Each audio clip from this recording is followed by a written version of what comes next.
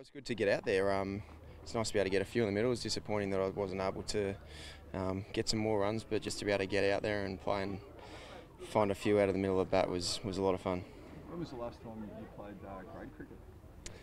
Last year, last year it was coming back from injury last summer. So it's always really nice to be able to come out and play grade cricket. I went to grade training on Thursday night, and it's always a pleasure to be able to go out there because I suppose to be able to see the people who are there who absolutely love the game were there because all they want to do is play cricket on weekends. They could have, with their families and that, they could be doing other things, but to be able to see them here because they really want to be here is really just continues to bring back the love that I have for the game and the reason why I started playing. Is the plan from here to play one day or during the week for New South Wales? Yeah, absolutely. Yeah, the plan has been to play today and try and get some runs, and unfortunately it wasn't too many, but it was better than nothing. And then play on Wednesday and get through that, and then see where we go from there. And how's your body feeling at this stage? Good, very good so far. It certainly makes a bit of a difference coming back just playing as a batsman. Normally I have to sort of speed up my recovery to get back in the bowling side of things, so this time I'm not putting my body under as much pressure by coming out to bowl at this stage anyway, so it's going very well at the moment. You had to put the accelerator down a couple of times and test the calf out. Yeah. It held up all good? Yeah, no, my calf's really good. Since I started running a couple of weeks ago, my calf's been really good, so I'm very confident with the continual management that it should be right. What sort of heat did they give you today? Was it worthwhile facing? Yeah, absolutely.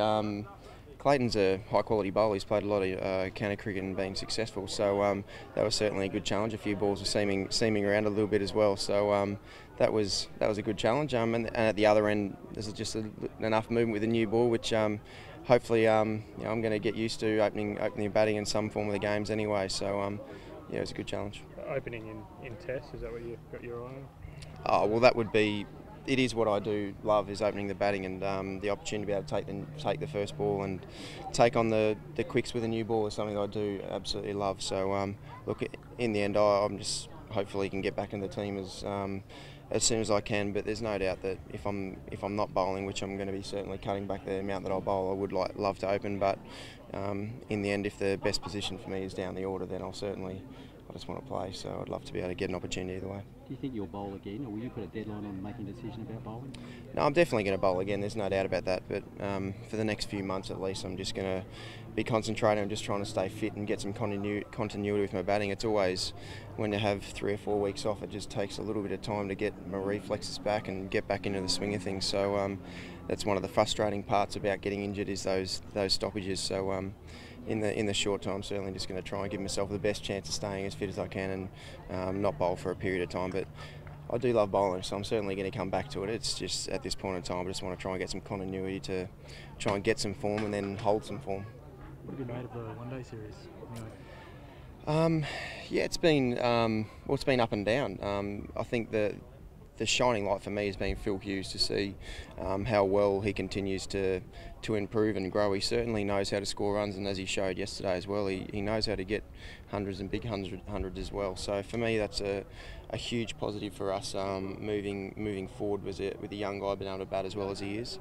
I just think the thing we have been working on over the last couple of years, especially in our one-day cricket and 2020 cricket as well, has been our consistency, and at the moment we're still a bit inconsistent, but with the younger guys coming in, getting more opportunities, and also getting more games under their belt, they'll be more confident to be able to know exactly what they need to do to be able to be as consistent as they can, because no doubt the best teams in the world are the ones who are able to, even their bad days aren't too bad, and they're able to really continue to compete, so that's something we need to get to. Do you think Enrique's one of those guys that we were talking about earlier? Is he one of those guys that needs the experience and will come along with go a long way?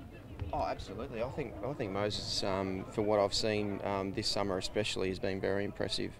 I know the Big Bash probably didn't go exactly to plan, but I know how difficult it is coming in through that middle order to be able to try and really make some inroads. But to see how well he bowled in Hobart and the quality of batsman and striker he is of the ball, I think he could really be an integral part of our one day and 2020 teams as well.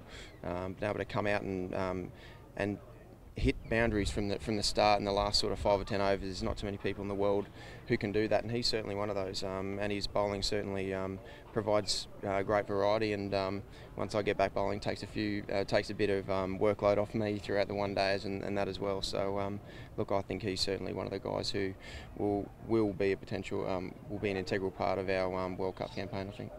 So Shane, from a personal,